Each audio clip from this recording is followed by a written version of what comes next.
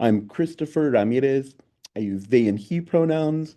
Thanks everybody for joining us. I am one of the co-leads of the America the Beautiful for All Urban Parks and Green Space Work Group. You have joined our first of four summer 2026 webinar series. Our focus today is on immigrants, safety, and outdoor spaces. We are so excited to have some local and national speakers that are going to be sharing some of their resources and stories. And ultimately, I'm going to be very thankful for Pedro's voice in my head right now. That's one of our presenters today. We want to give some options on how you can take action at the local and national level to make our outdoor spaces safer for immigrants and all of our communities to be able to equitably access. I want to start by acknowledging um, all of you for joining us. And thank you so much for being here because we believe we're trying to build community and capacity to increase access and equity to the outdoors. I also want to recognize wherever we're at, we are in native land. I'm currently in Central Illinois visiting family on the land of the Sangamo people, and just want to recognize that. And some of you have already done this, but if you haven't already, please drop your name, gender pronouns, hometown, organization, and indigenous lands into the chat. So today, our real purpose in coming together is to build capacity, right? We want to document resources that include some of the best practices and policies for individuals and local communities. We want to share actions for individuals and local communities to take to make outdoor spaces safer for immigrants and for all people. When we make outdoor spaces safer for immigrants, we're making it safer for girls and women, for LGBTQ communities, for people experiencing homelessness, for people with different abilities, for everybody to be able to access the outdoors. We also want to share local stories and including background understanding for the impact of border walls, detention centers, and immigrant safety in outdoor spaces. So we have a range of some local and national speakers that have joined us today. I am also going to ask Kitty to help me. Kitty, can you drop the link for the America the Beautiful for All Coalition into the chat? And I'm going to actually, Kitty, can you unmute and share? I'm going to try to tag team with you. Will you do the 30-second elevator pitch of the coalition? Yeah, great. Hi, everybody. As I mentioned, Katie Craig, I support the America the Beautiful for All Coalition as part of the Backbone team. Some of you may or may not know, please click on that link and explore our website and join us. We are a national coalition composed of more than 300 organizations working at that intersection of nature, health, and justice. And again, our work together is more important than ever right now at this time. So please explore. We are working across the country. We have all these incredible work groups. The Urban Parks and Green Space Work Group is the one Christopher leads and gathers us here today. But we also have wonderful work happening on oceans, wildlife, freshwater, public lands, and legacy lands as well, which is you can explore each of those on the website. So there's room for everybody, and look forward to talking more. Please don't hesitate to reach out if you want some more information. So hopefully, Christopher, I'll hand it back to you. That was great. Thank you so much, Kitty. And as Kitty said, Urban Parks and Green Space is one of the work groups. All the work groups have ongoing regular meetings that you can join, and then opportunities like these webinars for you to be able to connect at the national level in that really important connection around um, conservation, health, but also around equity and justice. So super excited for the coalition to be represented today in the webinar. And we welcome you to be part of our work group meetings and in the planning of future webinars and other opportunities. I'm going to have each of the I'm going to actually do some framing and then have each of the panelists introduce themselves. Actually, I'm going to do, yeah. To do that, we'll save some time there. So today we're talking this summer about different issues that impact the outdoors. This first webinar is about immigrant safety and outdoor spaces. Next month in June, we'll be focusing on diversity, equity, inclusion, and language and values and how that connects to outdoor equity. In July, we'll be focusing on gray-green infrastructure, extreme heat, and school greening. And then in August, we'll be wrapping up the summer webinar series on local and state policies and advocacy that's happening. And so we're really hoping that you will come and check out multiple webinar series or invite others if there's one that you think a colleague or somebody that you know might be interested in hearing. And one of our goals this summer is to also really develop some resources that will be on our website so that communities or individuals who want to take action can see some of those best practices and ways that they can tap into resources at the local and or national level. So we're excited about some of the follow-up that will happen after the webinars. So we're gonna roughly have an opportunity for presenters today. We have 6 incredible presenters. They're going to be able to share a presentation with you. We have some guided questions and then time also for audience to ask questions that they might have. And then we're going to have every one of our panelists wrap up with an action that they are offering for you to potentially take and do as you leave the webinar today. But we're going to go ahead and go in alphabetical order. Baruch, if you are ready. I know that Amaris is going to help you with your slides, but I'm going to have Kitty go ahead and spotlight Baruch. And Baruch, if you want to start by introducing yourself. Yeah, thank you, Christopher. Super excited to be here with you all. Just a quick introduction. My name is Baruch Campos. I'm the executive director of Together for Brothers. T4B is based on Albuquerque, New Mexico, which is on Tiwa and Caris lands. I wanted to give a little bit of context about T4B and the work that we do for folks who are not familiar with us. I know we're going to share the slides here in a minute. Oh, there they are. Thank you, Marisa. Oh, no, I still can't see the slides. Oh, there they are. Thank you.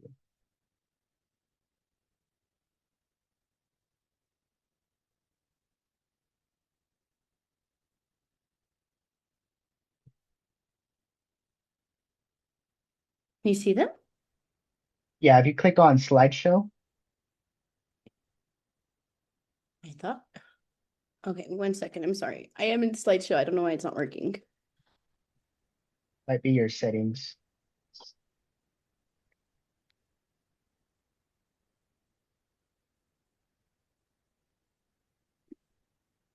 Okay. There we go. Okay. Thank you so much. Thank you. But yeah, I wanted to add a little bit of context about T4B if we go to that first slide. T4B was co-founded in the summer of 2015 by boys and young men of color, as well as some of our adult allies. We started doing seasonal cohorts of young men in the winter of 2016. We've experimented with our curriculum early on. We started doing circles for young men in schools and community sites, until eventually we landed on project-specific cohorts and project-specific curriculum, including our outdoor equity project, which I'll talk about here in a minute. We really envisioned the healthy boys and young men of color and the health equity for them, their families, and communities. And we do this through showing up with a lot of love, partnering directly with boys and young men of color and allies to build power, demand justice, and create change in our communities. We're talking about that long-lasting change, and we'll talk more about those roots and rivers. If we could go to the third slide. I do want to frame this conversation with kind of what are our T4B priority neighborhoods. We really believe that it's important that we are constantly outreaching and connecting with the young men and their families in 3 particular neighborhoods that we've identified over the 10 years that we've been around. That's the downtown 87102 neighborhood, which also shares part of its zip code with a neighborhood that we call the South Valley that's connected to the Rio Grande and the Bosque here in Albuquerque. The International District, that's the community that I'm from. That is a community that has been heavily disenfranchised and disinvested in, as well as our Westgate community. These three neighborhoods in the city of Albuquerque have really high concentrations of low-income households, um, in households with people of color, which of course includes a high population of immigrant and mixed status families. And it's important for us to really center these communities because they are often the ones who are most impacted by decisions that are happening locally and federally. If we can go to the fourth slide, talk a little bit about our outdoor work. Early on in our story, T for B, we started doing, we started hosting soccer tournaments, a couple of bike rides, because early on in our conversations with the young people that we were engaging, we knew that for them, outdoor green spaces were key to not only their physical and mental health development, but we also knew that for them, it was a key part of building strong relationships in their community, building bonds, and build a sense of belonging. Because our outdoor spaces really are at the heart of our communities and our neighborhoods. In the summer of 2019, we hosted our first ever outdoor cohort where we did some park activation at a Wilson. It's a park that's called Wilson Park. It's right next to the Wilson Middle School, and it's surrounded. Again, this is the International District, the neighborhood I spoke about earlier, surrounded by families and communities. But we realized that this was a park that was being underutilized, and so we took our project down into the park and started hosting weekly outdoor activities with a group of young people from that neighborhood. This was kind of our first our kind of our first time ever hosting outdoor activities the way that we did. And to share a really important story with you all, in order for us to host safe outdoor activities, we had to actually show up an hour earlier to clean up and make sure that the park was safe for us to host our programming. That often meant that we were showing up early to pick up trash and needles before any of the young people kind of arrived to the space. And something really powerful happened when we did that. The unhoused folks who were living in the park itself, they actually noticed that we were taking part in these cleanups and this programming, that they actually started cleaning up the park with us. And I thought that was really powerful, and to the point where we were there for 6 weeks, where they actually kind of started expecting us to show up. So as we were show up for the cleanup, we realized that they had already started cleaning before we even got there, which was really powerful. And again, just a really good example of how open parks and spaces are for all of us, and that we all can kind of co-share green spaces together. So yeah, that was in 2019. We have been doing outdoor programming ever since. And I think for a lot of our families that we work with who are mixed status, we always hear how important these outdoor spaces are to them. Being a immigrant myself, I know growing up for me, these parks were our weekend outings, right? Oftentimes for our birthdays, right? We didn't have the money per se to do book a special like space to host parties, so we would host those parties at parks. If we can go to the next slide. Um, we really believe that it's not just enough to identify problems in our communities. We also need to identify the root causes. So going back to the example of the park activation we did in 2019, we knew that it wasn't enough just to have programming in that space. We knew that we had to have real discussions about what are the problems that our communities are facing, and how can we come up with real, authentic solutions to pass authentic policies and change systems that will eventually improve the lives of our community as a whole. Because we know that as a nonprofit ourselves, we are limited to how many young people we can engage every season or every cohort. And for us, that's why part of our theory of change is going upstream and really changing policies and decisions to make the lives of our communities healthier and better. If we could go to the next two slides. Most recently, we started our Central Avenue Park project, where we started our Central Avenue. Most of you all would know as Route 66, which is celebrating its 100th anniversary this year.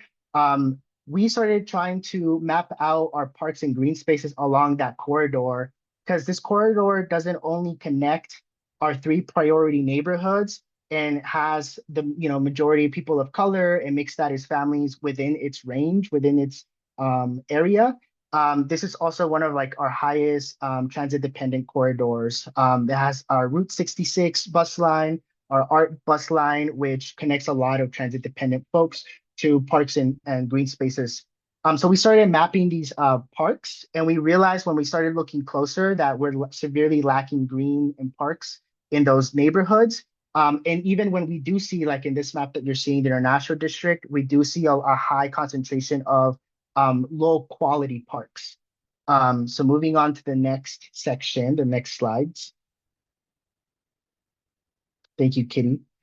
We have also experienced a high surge of ICE reports in New Mexico, which is the same as most of your communities, I assume. In 2025, we saw a huge surge compared to 2024. This has, caused a lot of concern for our communities and our programming. Obviously, we have seen an increase in safety concerns from our families, as well as a dip in our participation when we do outdoor outings, outdoor activities in our neighborhoods because of that fear. Um, we have our internal, protocols that we use when we're hosting outdoor activities. Our neighbors have really shown up and started, their own networks, their own Ice Watch. I won't talk too much about that here due to like safety purposes, but we know that our neighborhoods have really been showing up to make sure to keep an eye on our parks and make sure that those are being reported, and obviously also not spreading misinformation, right? That's also been a big role of ours in our community, is to make sure that folks that we identify false information and can get that out as quickly as possible. The big pieces that I really wanted to talk about today, if we could go to the next slide, is going back to that upstream approach. We can't do it all. We're very limited in our resources. So for us, it's really key that we're partnering with other organizations and organizers to pass real legislative laws that will protect our families. May 20th, which was yesterday, the Immigrant Safety Act, which was passed back in February, just went into effect. This is the Immigrant Safety Act indirectly protects parks by prohibiting local government from using any public property that includes parks and public lands to facilitate any type of staging or operate federal civil immigration enforcement or detention centers. So that was a huge win for us. Do want to acknowledge that that's being challenged by the New Mexico Department of Justice. However, I did want to kind of just emphasize that the law is still going into effect everywhere except for the Otero County, which is the only place where there's been some kind of limited. There's been an agreement done, a temporary agreement to limit that particular county. But everywhere else in New Mexico, that Safety Act has gone into effect. And this is kind of where that organizing really comes in, is making sure that we're maintaining and putting as many safety barriers for our communities and stopping misinformation. And so we're really proud and we're really lucky to live in New Mexico, where we have been able to elect the right people to create the right policies to protect our most vulnerable communities.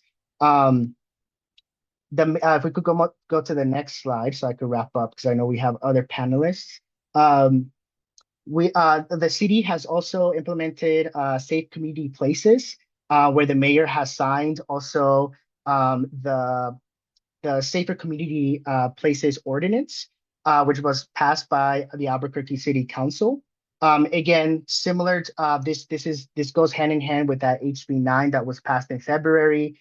Again, putting those additional barriers for our families to be protective, where we're making a statement, right? And again, these things are being challenged, but New Mexico really is making a statement that we want safer communities without ICE and ICE enforcement.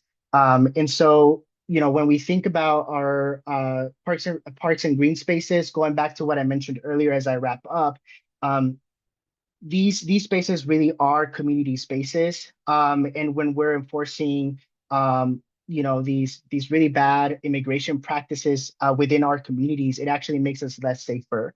It makes communities more isolated, and our young people, especially, more less likely to practice those really healthy habits and accessing those outdoor spaces. I want to respect our time, and I will take questions when the time comes. Thank you so much. Thank you so much, Baruch. We're going to move on to our next panelist. Pedro Hernandez is with Green Latinos California. Pedro, do you want to introduce yourself and share your slides? Thank you. Yeah, again, everybody, thank you for joining. My name is Pedro Hernandez. I'm the California State Director with Green Latinos, and I am currently pulling up my slides. So give me one hot second to get this up. And I believe we are good. Correct? Can everyone see this? Yes.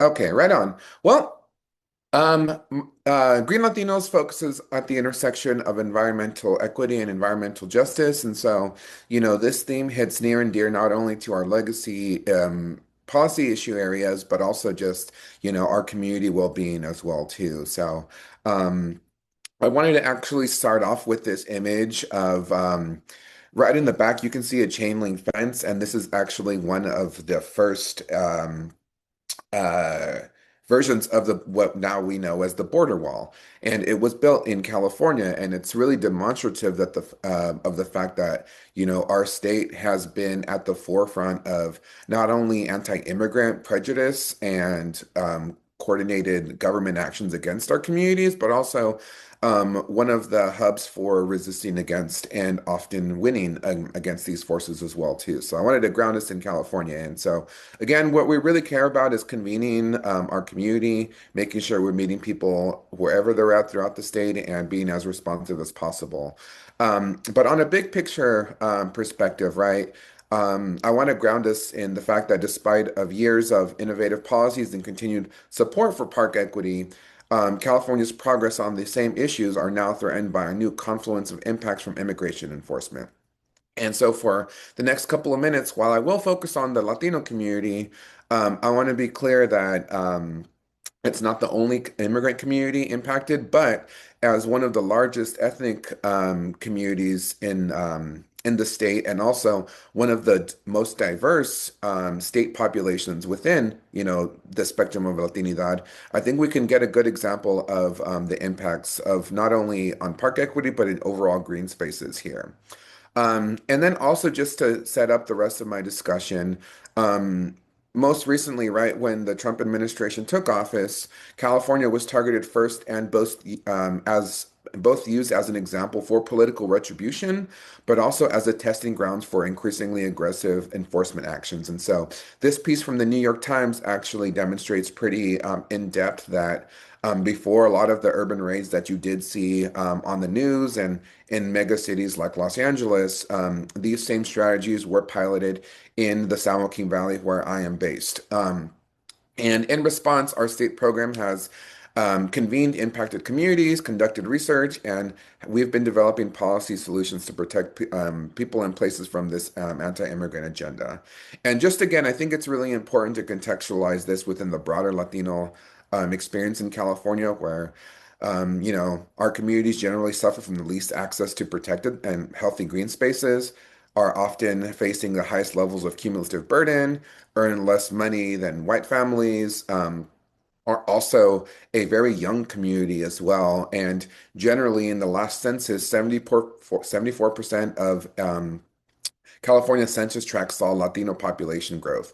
And as I mentioned earlier, Latinos are 40% of California's population, which means we are the largest ethnic group in the state. And this map on the right demonstrates the rate of population growth throughout California of Latinos. And I want to contextualize this right in the broader context of park inequity, where on the right you can see the demographic group growth. On the slide, on the photo that says Calendar screen, you can see the darkest red demonstrates the highest cumulative burdens.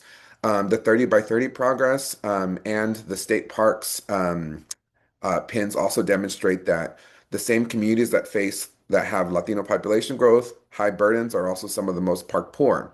But that all said, right, over the last decade in particular, there's been a lot of progress on park equity, whether it's creating the Outdoors for All initiative, enrolling 30 by 30 on a state level before it was stood up as a national initiative.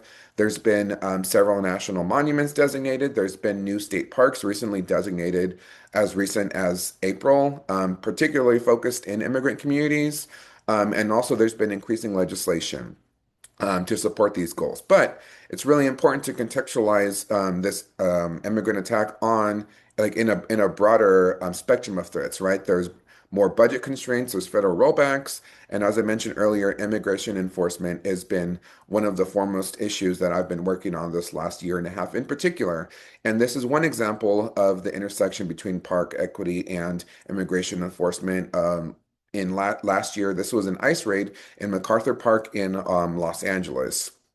And so, in response, right, to these happenings, literally throughout the state, not only on inland parks, but also in coastal areas, we've been convening and conducting preliminary research. And so, what I want to spend these next couple of minutes on is highlighting some of the initial preliminary findings for a couple of core stakeholder groups in the overall park equity and park access universe. So, broadly, with the impacts to the public, right, we've seen increased barriers to accessing these parks and outdoor spaces, whether it's fear and emotional stress from actually driving to a site or walking. We've seen the elevated risk of heat-related illness due to reduced outdoor mobility and avoidance of safe green spaces, which are often local climate refuges. And often limited mobility and reduced willingness to travel to public lands and parks, resulting in overall less visitation. There's a broad fear that even if uh, you want to go to a site, you might be detained on the way there, on the way back home, and anywhere in between your transit route. So, we've generally seen this as a broader barrier. But also, like, we've seen impacts to conservation staff, right? So, folks throughout the spectrum, whether it's Conservation Corps members, state or federal employees, are at risk of arrest and detention, whether they're non-complying for immigration orders or actually on the right-hand side, you can see that a firefighter in Washington State, two of them were actually deported while actively fighting a wildfire. Local conservation staff are also pressured to comply with federal agency actions, and they're navigating uncertainties with local policies refusing cooperation. So, some cities and some counties are passing anti-ICE legislation and policies, but there's a really uncertain component due to the insistence of the federal level and the Supreme Court supporting discriminatory enforcement. So, these conservation staff who manage sites or are doing restoration work are caught in this gray area. And noncompliance for immigration enforcement can result in withheld funding or termination of employment. And also, we've been seeing the expansion of regular job duties into de facto immigration enforcement, such as the non-resident national park fees that occur in Yosemite and Sequoia Kings National Park. Um, Also, in terms of the nonprofit sector, there's been delayed and canceled events, concerns about threats to our 501(c)(3) status, loss or instability of donor funding due to ICE being such a hot and controversial issue. Staff who are doing outdoor programming are exposed to risk of detention and harassment.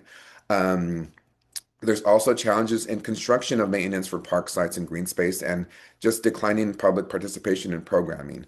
And as I wrap up here, there are also impacts, preliminary impacts that we've been seeing to government and governance, because both are important to the administration and creation of parks, where we've been seeing a shift in park and public land funding towards enforcement and militarization priorities. And this image on the right-hand side clearly demonstrates the federal budget last year, where there's a decline in investment in landscape management and park equity, and there's a sharp increase in the military state.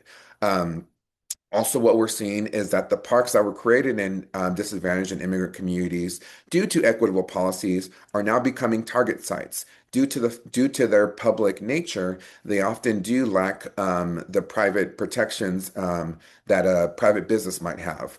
We're also seeing civic engagement decline due to fear of detainment in government buildings and broadly the dismantling of federal agencies. And so, as I wrap up here, I want to show you a couple of different images where we're not only seeing, like blasting and waiving of environmental regulations on the borderlands, we're seeing open spaces in general, right? So this is more than just parks. It's even open spaces such as agricultural fields.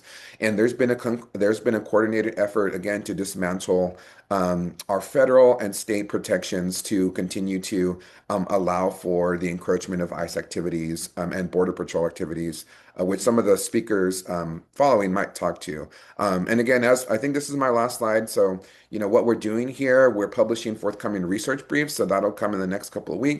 We're developing a playbook for mitigating risk for communities and park managers, supporting ICE-free local government policies, engaging the State Latino Caucus, state park agencies, and the Congressional Hispanic Caucus on these issues. We're also strengthening outdoor equity policies because we have to hold the line at this time more than ever. And also, Green Latinos coordinates the California Conservation Equity Partnership, which has been one of the foremost spaces where these intersectional issues have been discussed as well, too. So in the interest of time, I will stop because there's a lot of awesome conversation to have. But again, feel free to follow us on Instagram or reach out to me on social media. And thank you for your time. Thank you so much, Pedro. I'm going to have Sherman Neal II with Sierra Club introduce yourself, and we'll share your slides, Sherman. Appreciate it. While those are getting pulled up, thanks Chris for introducing me. I'm Sherman Neal. I'm the campaign director for the Military Outdoors campaign at the Sierra Club, which falls under our Outdoors for All campaign. For contextually, the lens that I bring as well to this work is I'm an attorney, and I'm also a Marine Corps veteran and a first-generation American as well, with Liberian heritage. So, looking at this slide, we're still waiting for the slides. Or y'all need me to pull them up? I ain't got them. Just a second. No, y'all good. Okay. Can you Cool, see them? thank you. I can. I appreciate it. So obviously we're here today to talk about some of these issues through the context of the Sierra Club being a larger, obviously environmental conservation oriented organization, but one that is also focused on equity. And so just I think one of the first things that we need to highlight, if we can get, I'm still looking at the first slide here. Okay, so when we get to the second slide, what you're going to see is a group of folks camping in Big Cypress National Preserve, which is also the location of Alligator Alcatraz, which is eventually what we're going to get to talking about as a case study on how we've entered this work and as of last week become successful at shutting down that facility and some lessons learned there. The quote I picked there, I think is important to start with from James Baldwin. Y'all can read it about, facing challenges and, speaking as somebody at a legacy organization here, a large organization, and that has some protections that others don't have and resources. It's important that we start turning to face these challenges instead of waiting for the administration to shift or a threat to go away. And so next slide, please. So here, Pedro talked about, some of these pilot programs and what we've seen move from rural areas or our public lands and then immediately into our cities and really internationally if you look at how we are now waging wars that haven't been authorized. So the first here example to share is in Big Bend National Park. And so right now in Texas, we're still going through some issues with border wall construction. This time last year, the Army had sent a armored brigade to the park for the first time in about 17 years. The reason they had to stop 17 years ago is because they shot and killed a 17-year-old um, Mexican American kid that was farming unarmed, and the Clinton administration stopped that. And so what we saw take place in Big Bend with that deployment was a precursor of what we saw in urban areas, which we'll get to. Next, please. Next slide, please.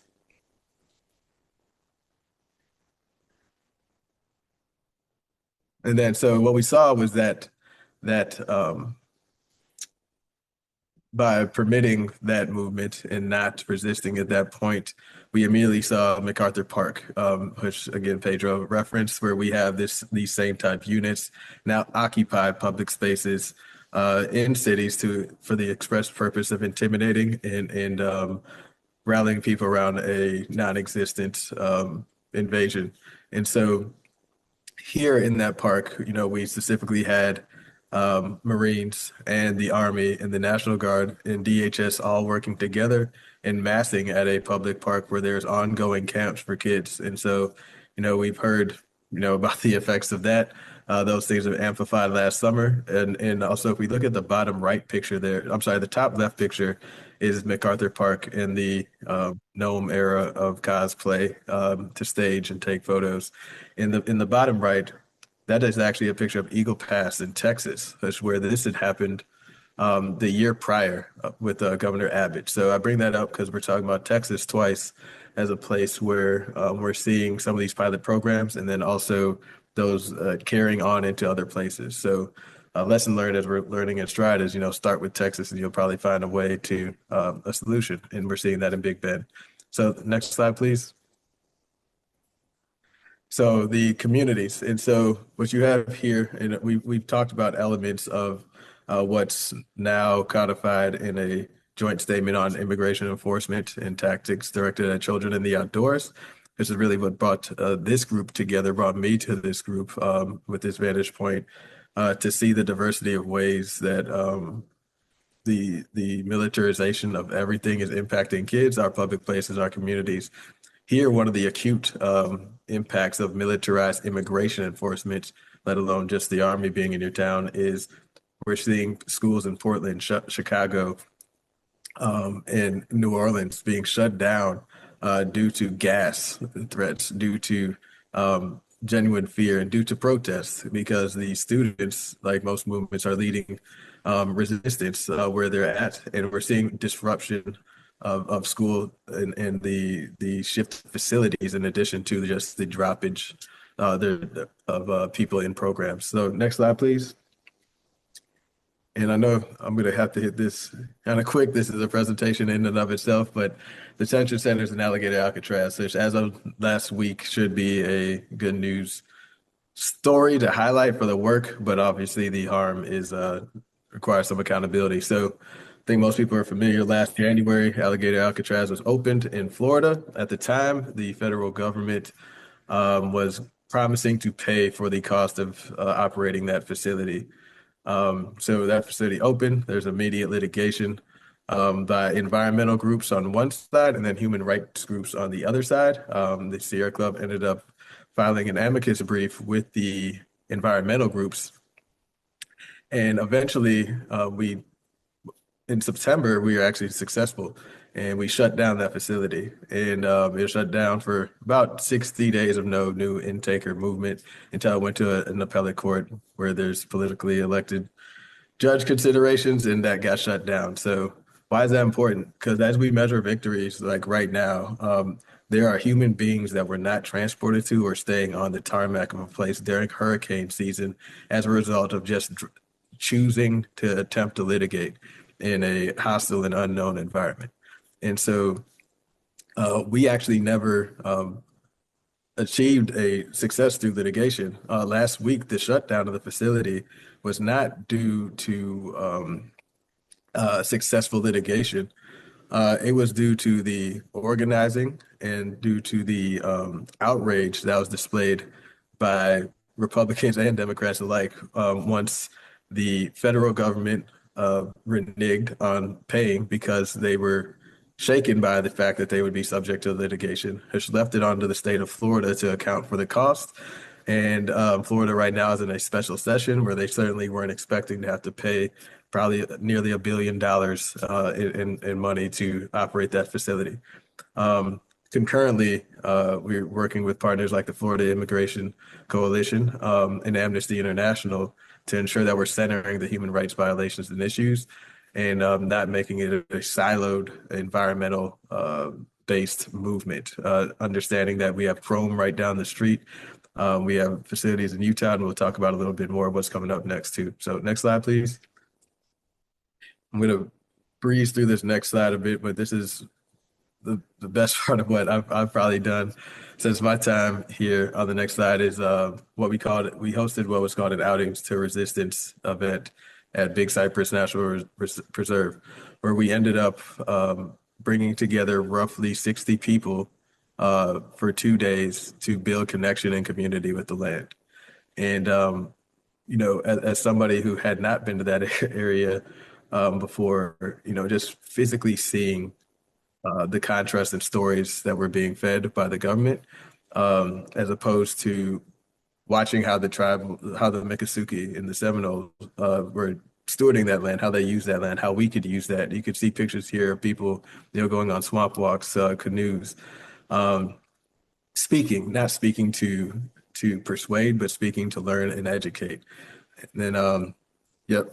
And then, so next slide, please.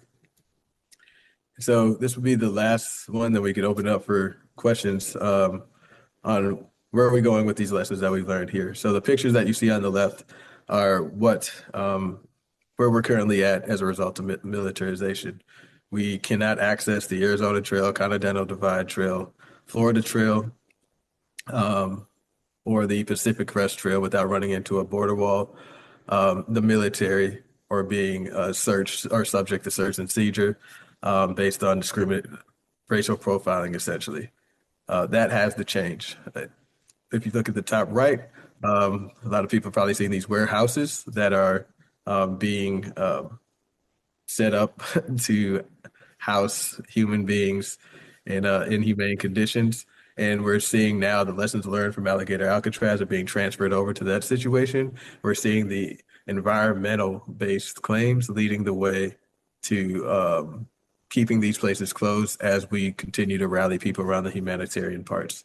And so, I just wanted to highlight that the comment on the right with our Florida chapter there, and just the need to vocally be present and centering the people that are most impacted as we do this work, as the general lessons learned from how we got here in the first place and trying to operate in silos instead of operating in and with communities and through listening and building connection with the land. So I appreciate that. Look forward to any questions, and I will cede time there.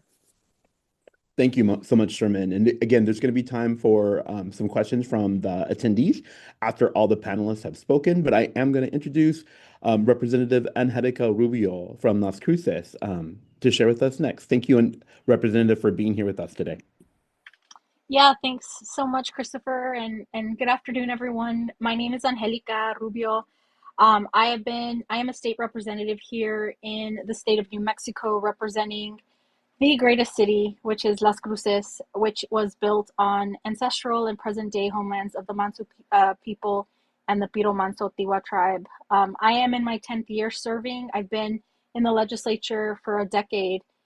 And so I want to thank you all for inviting me to be here. I'm honored to be a part of this panel discussing what I consider a really important issue. For those of you who don't know me, I'm also a cyclist, and so I ride my bike almost every night through the desert here in the Mesilla Valley and around our beloved Tortugas Mountain. And for the last few weeks, the Ocotillo have been flowering, and they've been lighting our desert on fire in the most beautiful and non-threatening ways. And when I'm out there, I'm not thinking about like legislation or campaigns or the federal government suing my state. I'm just in relationship with the land and honoring all that it's giving me in that moment. And that's what being outside does for me. It restores something in me each and every single time that I'm out there on my bike. And I want to start there because I spend a lot of time talking about outdoor access to a bunch of legislators who see the outdoors as a policy or an economic issue. But really, like all of us, see the access to the outdoors as a human rights issue. It's the right to move freely through the natural world, to be able to feel safe on a trail, to letting your kids play in a park without fear. And I don't have to tell you all that that is not a luxury. That's part of what it means to be alive in a place, and something that we're all fighting for in this moment. In terms of my legislative career, I've been trying to make all of that real for many of our communities that have been left out of that conversation.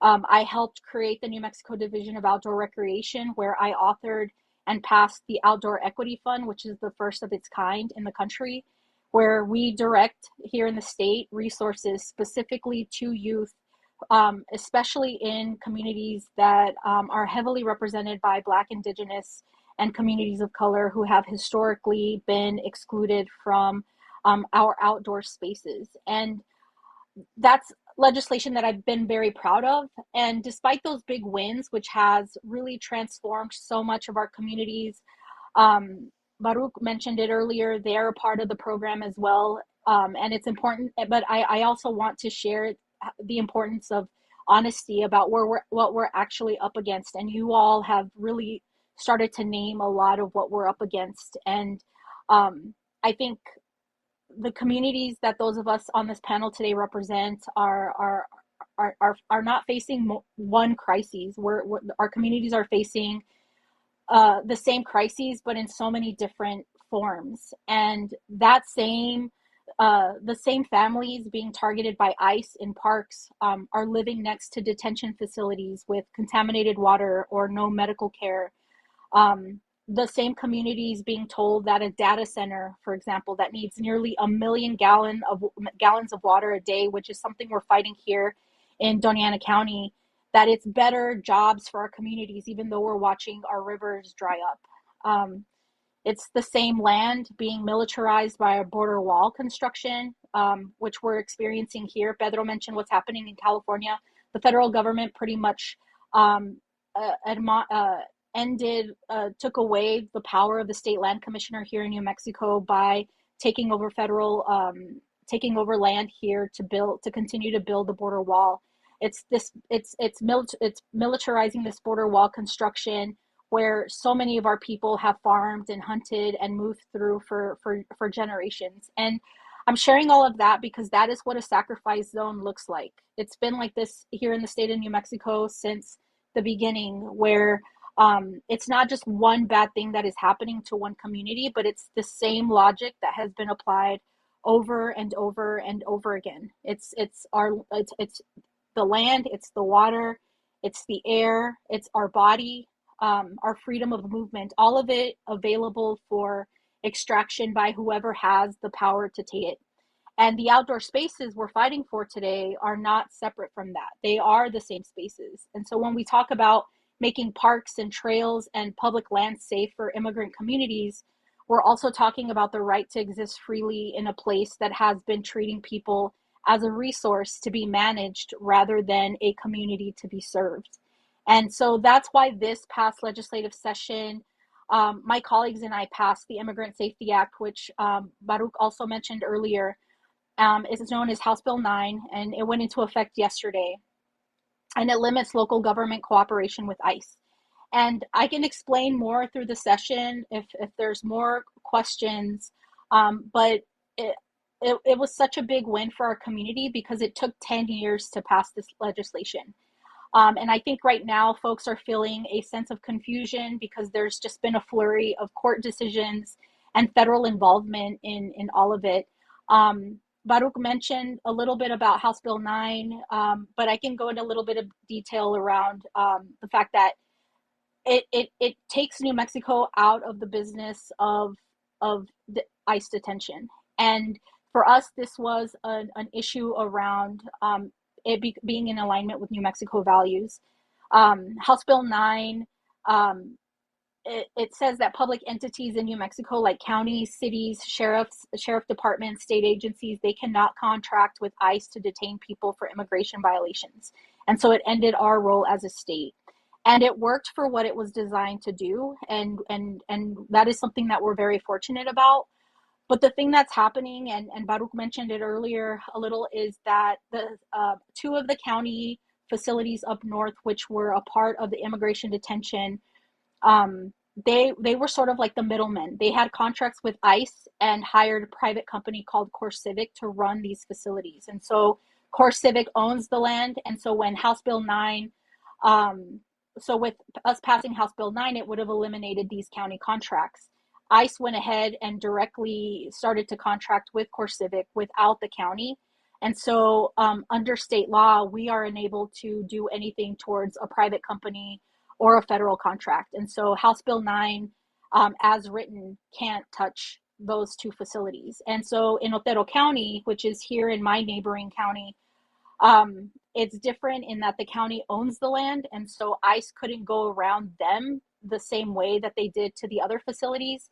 But what Otero did was they signed a 5-year extension in March before House Bill 9 took effect yesterday. And our attorney general took that to court, and sadly, our New Mexico Supreme Court let it stand. And on top of that, a few weeks ago, the federal government decided to sue the state of New Mexico because of House Bill 9 and Albuquerque for their sanctuary city status. And so all of our 3 facilities are still open, and people are still being detained in our state, unfortunately, in facilities that have faced allegations of medical neglect, contaminated water, and excessive solitary confinement. And I share all of that with you all because passing House Bill 9, like I mentioned, it took 10 years to pass. Policy fights take time. They always policy always takes time. Courts move really, really slowly, and legislatures like ours here in New Mexico, which oftentimes we operate in 2-year cycles, especially in times like today where many of my colleagues are being challenged in heavily contested primary races. In the meantime that all of that is happening, people are being stopped on our trails, in our parks, and along our rivers. And so what do we do with that? And I feel like some of that has already been mentioned, and it's something in the way in which I operate as a legislature is that the answer is always to be able to show up for one another, to show up for our neighbors and our friends. Because policy doesn't come from out of nowhere. Like, I don't come up with these ideas out of nowhere. It comes from people who knock on doors, who canvass, who packed a hearing room, who called their legislator, who showed up to a webinar on a Thursday afternoon because we care about our communities. We are organizers, and that's how I operate in the legislature.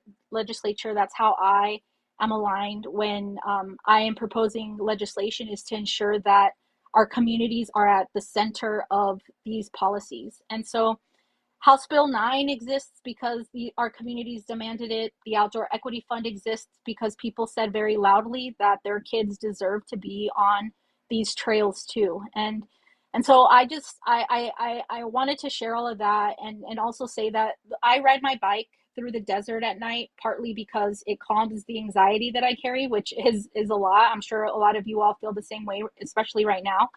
But also because out there, I remember what we're actually fighting for. It's never about a bill number. It's never about a court ruling. It's always about the land, the sky, our rivers, the feeling of moving freely through a place where we all love, and we do so without fear. And so I think that feeling belongs to all of us. And the way we get there isn't just through legislation, it's through community, and by not letting our communities become invisible. And so I wanted to just share all of that. Thank you all for this opportunity. And again, we can't pass policy without community. And so I encourage you all that as you're organizing on the ground, please continue to also remember that the organizing is just as important as the policy making, and that one can't live without the other. Well, community organizing will always live on its own, but the policy piece, we can't do it without you all. So thank you. As always, Hermana, thank you so much, Representative. I so appreciate you, and I'm also always thinking about you being safe on your bike. So just want to say that because I want you to keep doing all that you're doing, including just biking. Thank you so much, Representative. I'm so excited to have Bren Spector from Justice Outside share next. Bren, we're so excited to hopefully not be the last time that we collaborate with Justice Outside, and I'm so excited to hear and learn more about the incredible work that you and the organization is doing to be in solidarity with immigrant individuals and families. Absolutely. Thank you so much for having me. It's been just great hearing from all the panelists. I feel very fortunate to be here. Hi, everyone. I'm Brent Spector, she, hers, ella. I am the Director of Communications and Advocacy with Justice Outside. I'm joining you from the unceded Ute, Cheyenne, and Arapaho lands, also known as Colorado Springs. And Justice Outside is a national environmental justice intermediary. We move resources, power, and trust between funders and Black, Indigenous, and people of color-led organizations doing this work in every region of this country. And I want to start, thank you so much for already pulling up the slide, with some of the things that our leaders are saying. So these are quotes from two of our grantees in two different parts of the country. And they told us these within a few weeks of each other. The first one is operational, scouting locations before the bus arrives, which is actually something we already heard from one of my fellow panelists, Baruch. Some are also paying additional fees for spaces with more security and also carrying safety protocols on every field trip that did not exist 2 years ago. That is the new baseline for outdoor education in our network. The second quote is what it means. Families are not skipping these programs because they are uninterested. They are skipping them because they're afraid. So this is not about access. This is more about survival. Another partner told us that the kids in her after school program can no longer tell the difference between a park ranger and a federal agent, which was honestly heartbreaking. And so their parents have stopped letting them come to that program. And so when a child cannot tell a ranger from an agent, we are no longer talking about a conservation question. We're talking about who gets to belong on this land. And what we are hearing from our grantees on the ground is not isolated. It is showing up in numbers nationwide. Next slide, please. So in January, ICE detention reached more than 73,000 people on a single day. Sorry, we can move to the next slide, please. So this has been the highest in the agency's history. In November, during a single week of enforcement in Charlotte, North Carolina, 56,000 students were absent from school, 30,000 on them in one day. And this did not happen by accident. For more than a decade, across 3 administrations, federal policy protected schools, hospitals, and places where children gather from immigration enforcement. That protection covered parks and outdoor education spaces. And unfortunately, on January 20th, 2025, it was rescinded. So now every outdoor program provider in this country is now operating in a country where enforcement at a field trip is legally permitted, whether they know it or not.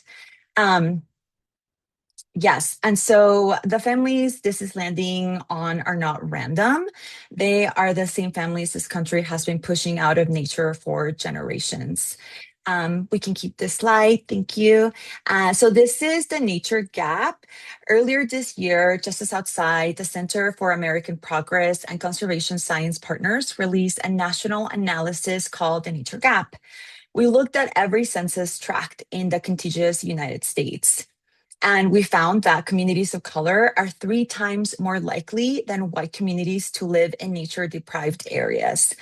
54% of Latino communities live where the forests, wetlands, and green spaces have already been lost. So here's really the connection that I want every person in this call to hold. So in North Carolina, where over 30,000 children stayed home from school during the Charlotte raids, 49% of Latino families were already living in nature-deprived places before federal agents ever arrived. So the enforcement is landing on the families who had the least access to the outdoors to begin with. So the nature gap we already all know this. It is not random. It was built by decades of redlining and disinvestment, compounded now by the criminalization of the same communities, which again, it's completely devastating to sit with these numbers. But again, these numbers, they belong to people. And so I would love to move on to the next slide. And we're going to hear what this looks like in someone's own words. So this is a quote from Miriam Franco. She is one of our incredible grantees. She leads a Latina-led outdoor organization in North Carolina called Latinos Aventureros. Last month, she shared this with a reporter at Inlands Latino NC. Como inmigrantes, hemos experimentado la naturaleza, quizá no como recreación, sino como manera de trabajo. Hemos crecido viendo bosques, cafetales, campos de siembra. Pero al llegar aquí, el ambiente cambia. Está rodeado de ciudad, pavimento, encierro. As immigrants, we have known nature not as recreation, but as a way of life. We grew up among forests, coffee plantations, and fields. When we arrived here, the landscape changed, surrounded by city, pavement, and confinement. And this is truly what the data is measuring. Generations of people who knew the land intimately, now locked into spaces without it. And as of last year, locked out of the parks that remain by enforcement that can now follow them there. Which is why what we're talking about is not two issues, it is one. And again, I'm echoing what already some of my fellow panelists have said. And we can move on to the next slide, please. And so here's another just really strong point that I want us to hold, that conservation and immigration justice are one fight. The ground beneath a detention center is the same ground that holds the water and the air around it. A border wall does not just cut through a community, it cuts through a habitat, it cuts through sacred ground, it cuts through rivers that have been flowing long before any of us got here. Communities are fighting back at the border, at the detention center, at schoolyards, the park, and at field trips. Because for the people closest to this, it has never been two issues. This is why Justice Outside published our 2026 commitment to immigration and environmental justice during Earth Month. We needed to say it plainly, environmental justice without immigration justice is no justice at all. And we are in this for the long haul, not just for a season, not just for the time being, we're in it for the long haul. So if this is one fight, what does fighting back actually look like? And we already talked a little bit about policy. We can move on to the next slide, please. And I want to note that states are not powerless, but they're also, obviously not enough on their own. States are stepping into the gap the federal policy created. Colorado, where I lived, passed SB 25-276 last year. It bars federal agents from non-public areas of school, libraries, hospitals, and child care centers without a judicial warrant. It clarifies that civil immigration detainers are not valid warrants. And New Mexico is also doing similar work, which I'm so happy that we had our amazing panelists here to speak on that. So these laws matter, and also they're not enough on their own. So let me spend the rest of my time on what you can do, what actions you can take without waiting for legislation. Our grantee partners are the ones figuring this out in real time. So here is what they told us is working. So here are 5 things that we can do. And that if you're running an environmental program, these are 5 steps you can take. 1, train your staff and know your rights. A federal agent cannot enter your private program space without a warrant signed by a judge. An administrative form is not a warrant. Your staff need to know the difference because the families you serve are counting on you to know.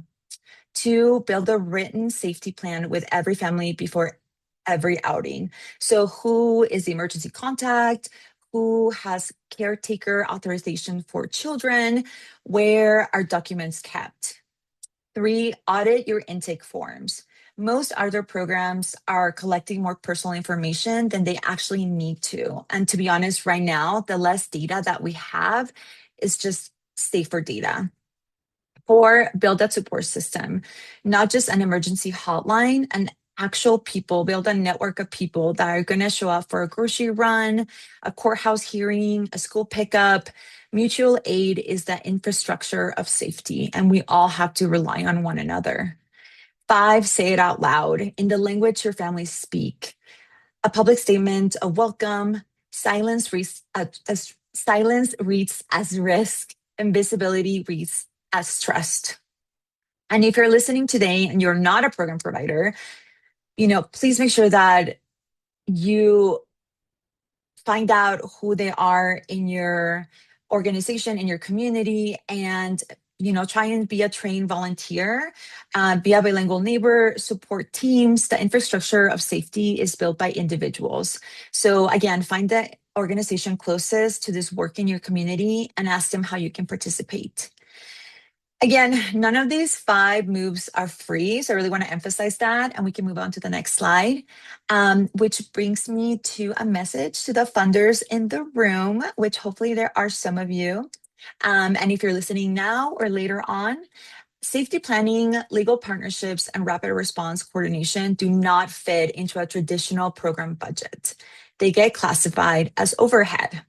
The organizations doing this work are absorbing significant new cost in silence, while their grant structure stays the same.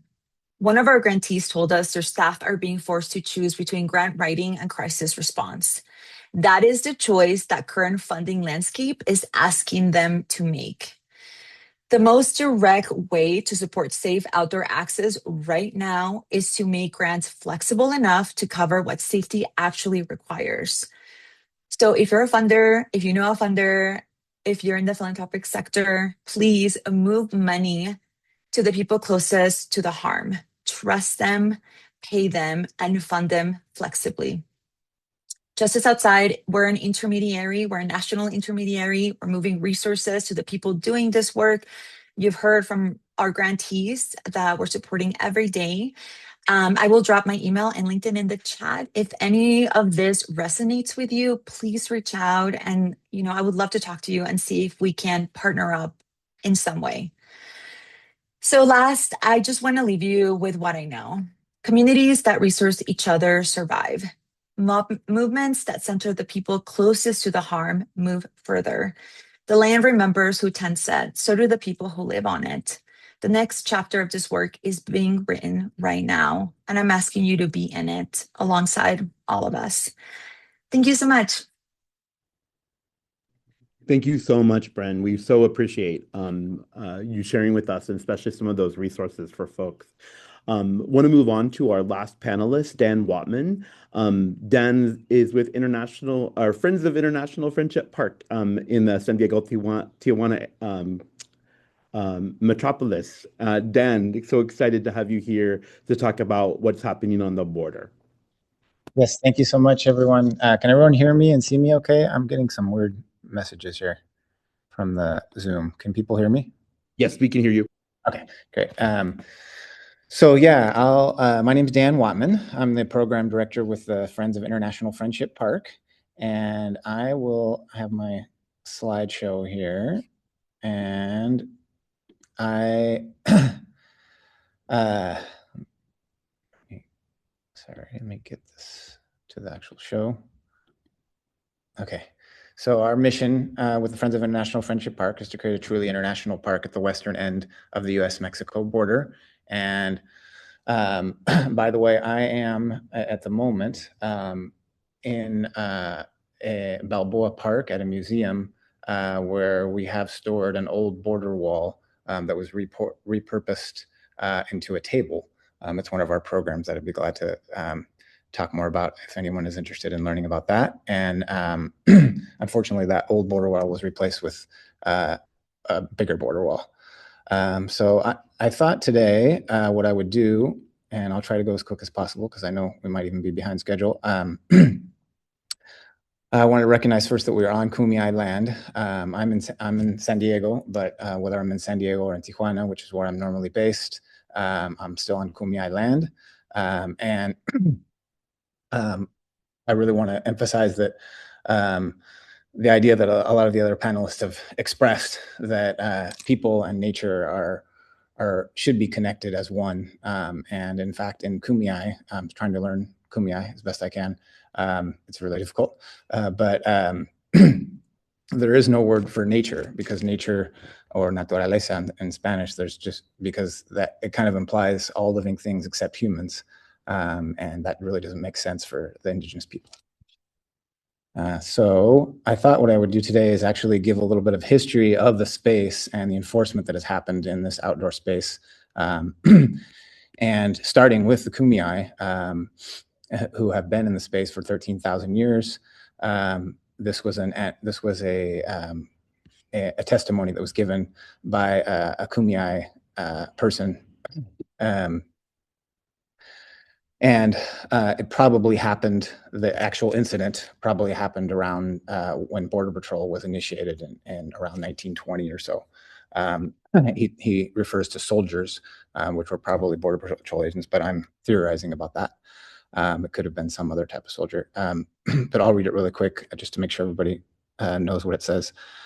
I and two relatives of mine came down from Neji Mountains to Rosarito Beach, which Rosarito Beach, even though that is now the area south of the border, it was, Rosarito Beach was the whole area before there was a border. It was the area that came all the way up through San Diego to catch clams, eat and take back to the mountain as we were accustomed to doing every year. We did no harm to anyone on the way, and on the beach we thought only of catching and drying clams to take to our settlement.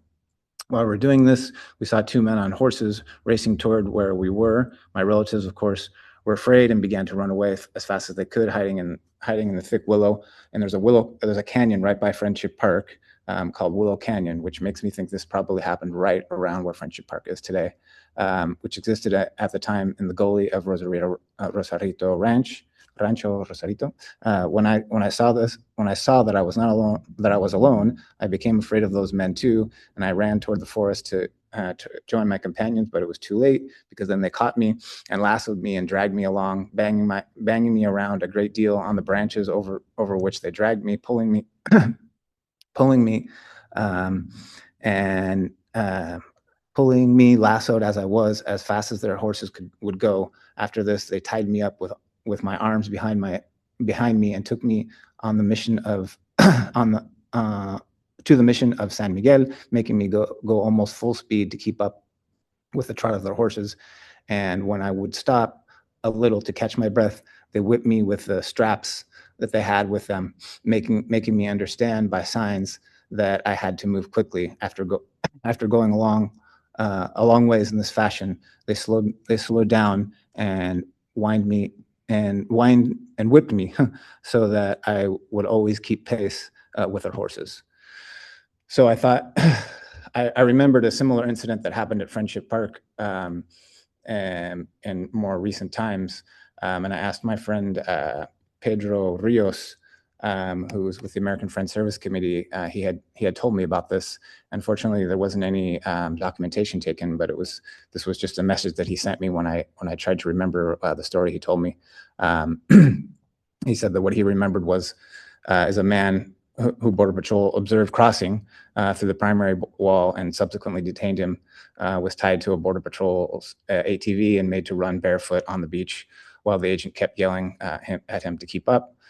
This was shared with me by someone who saw it firsthand. I don't recall if we filed a complaint on it.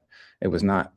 I'm not sure we would have a record of it since it happened so long ago. So I just wanted to show those kind of similar incidents to emphasize that this is not a new problem. This is something that's been happening for centuries. Just a little more of the history. In 1971, Borderfield State Park was inaugurated, and as part of that, at that time, the federal land and the state land had an overlay all the way to the border of United States and Mexico. And Pat Nixon flew in on our helicopter and celebrated the inauguration of Borderfield State Park, and actually was quoted saying, "I hope we won't have a fence here too long. We're such good friends. We don't really need a border." Fast forward to 2009, there were a myriad of environmental and indigenous protections that were waived so that they could put in a secondary wall, and that closed down the park temporarily, and then it reopened in a very restricted way with kind of very vigilant access from Border Patrol, and the instead of it being open all day every day, it went down to being open on Saturdays and Sundays only from 10 a.m. to 2 p.m. and people had to go through this door here. There were sporadic arrests after that at Friendship Park. And we, the Friends of International Friendship Park, came to an agreement with local San Diego Border Patrol to not check people's IDs when they were inside Friendship Park.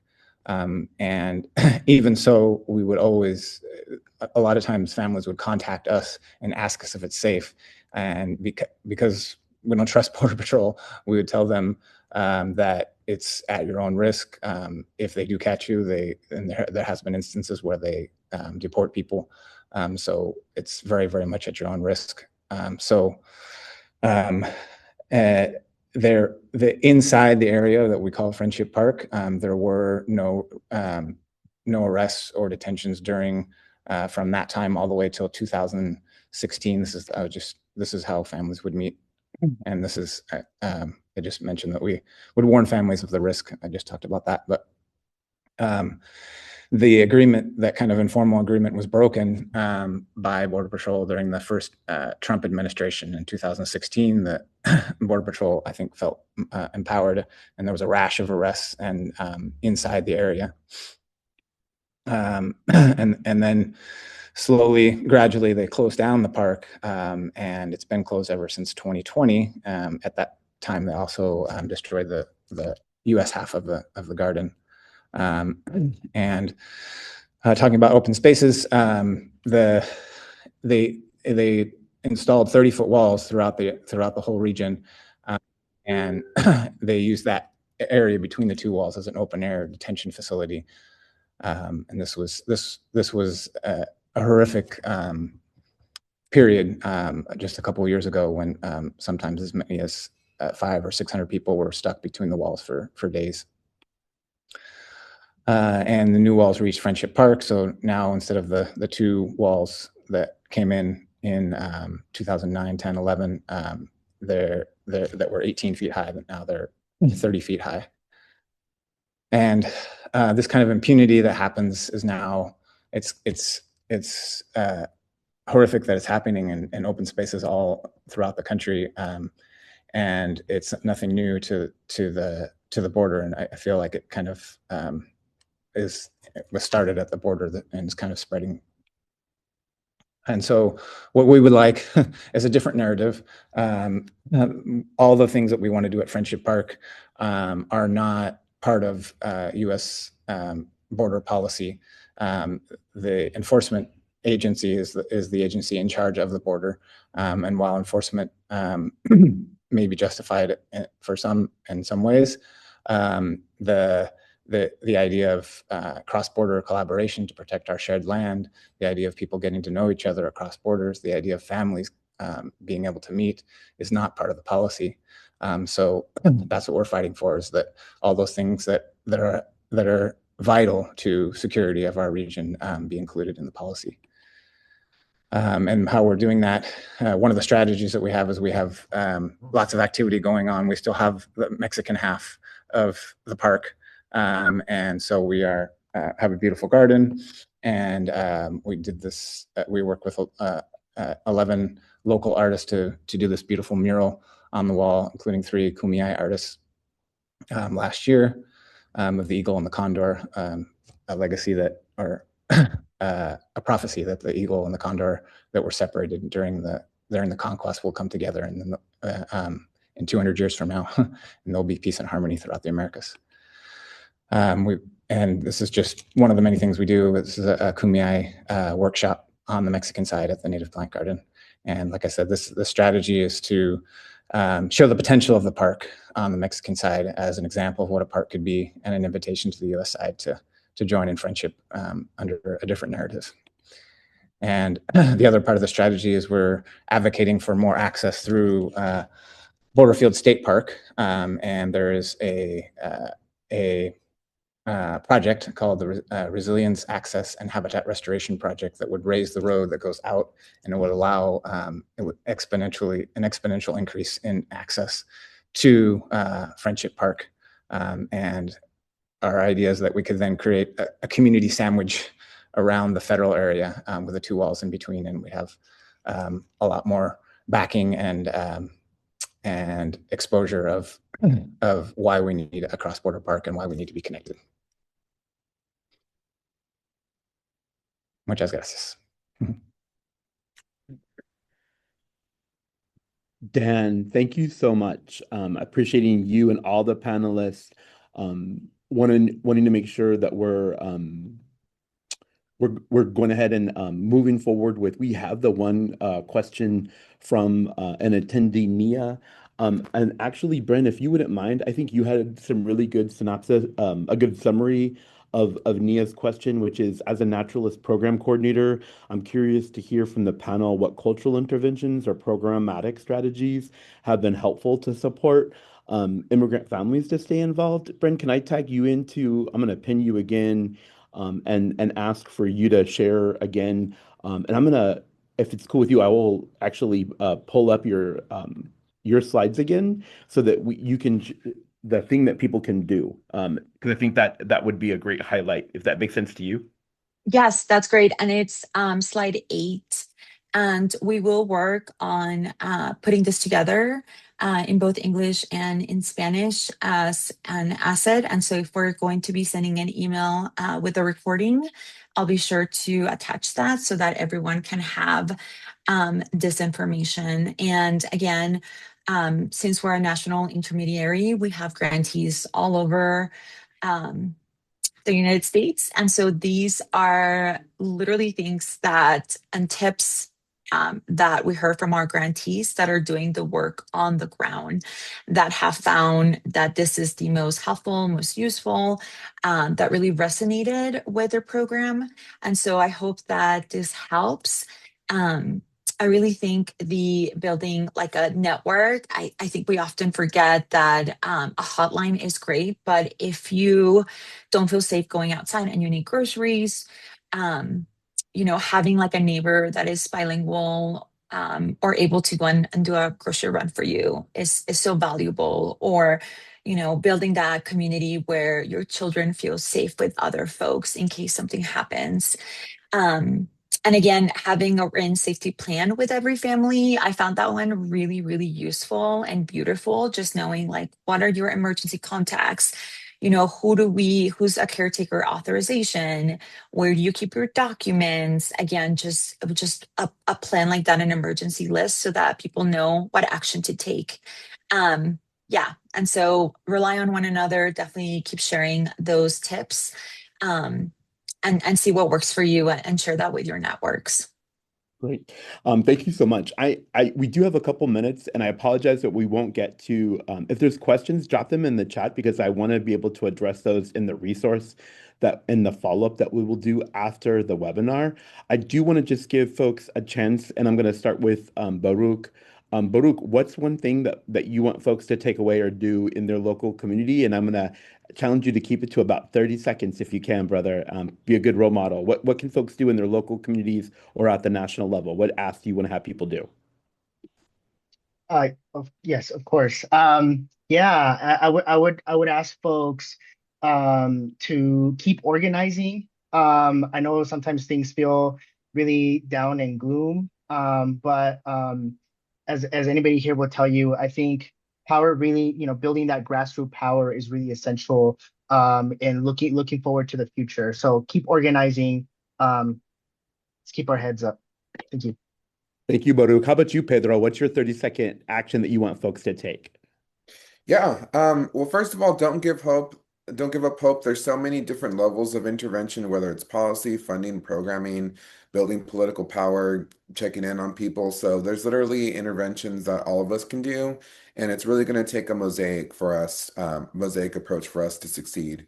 And I would say also it's really important to build political power around this issue. This is an emergent issue. It's catching on. gradually in the conservation and park space, but we need to translate that fully to the political field as well too, and pass policies and hold these administrations and agencies accountable for these actions and protect parks and people. So it's a long road, but I think we can do it. Thanks. So as always, Pedro. Sherman, what's your 30-second ask for folks? Appreciate it. One is tell a story. So I think a good way to go on the offense is to identify a story that hasn't been told and intentionally tell that in a way that resonates with you, your family, your community. And then the second is to kind of like how Pedro said, build political power.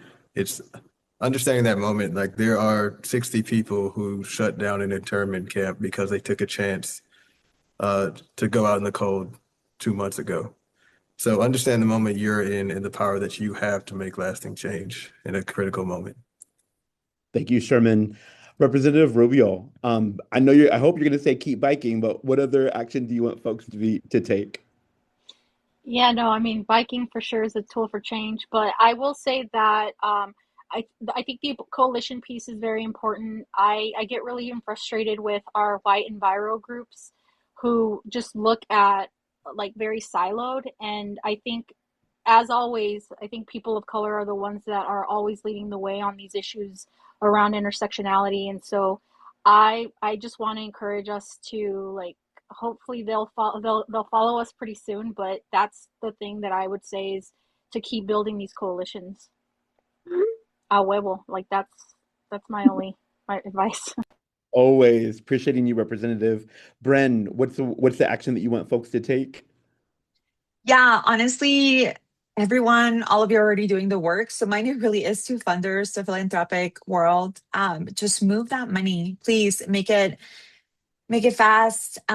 Trust people, pay them, make sure that they have everything they need to keep their organizations going and folks in the outdoors. Just move that money and fund them. Thank you so much, Bren. And Dan, last but not least. Yes, I actually just dropped a form in the chat. We're trying to collect a list of organizations that would benefit from a cross-border park. All you have to do is give us the name of your organization and your local, and we'll put you on a list of organizations that would like that park and use it for advocacy. Awesome. We need to show that solidarity to one another. Thank you so much again to I'm going to thank the attendees first because we want to, you can't share stories if you don't have somebody listening. But I also want to go ahead and thank all of our panelists. Shout out to Amarisa and Kitty for making sure that we have all the things working behind the scenes so that we can have this webinar. We will be following up with the resource and other information for those of you that registered. I'm going to also just remind you all, we would love your feedback. Thank you, Kitty. Yes, Kitty dropped a survey. We'll also do a follow-up email to remind folks. We want to hear your feedback. And then, of course, we have some other great webinars coming up in June, July, and August, and would love to have you join us and share information about those upcoming webinars. One last time, Baruch, oh my gosh, Pedro, Sherman,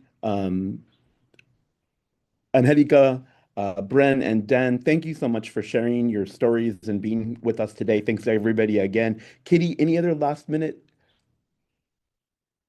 No, this is wonderful. Thank you. We'll be following up as soon as we can. Awesome. Thank you all again so much. And I hope the message you hear is let's all go out and take care of each other. And loving again all the beautiful information shared and stories shared today. Have a great day, everyone. Thanks for joining us.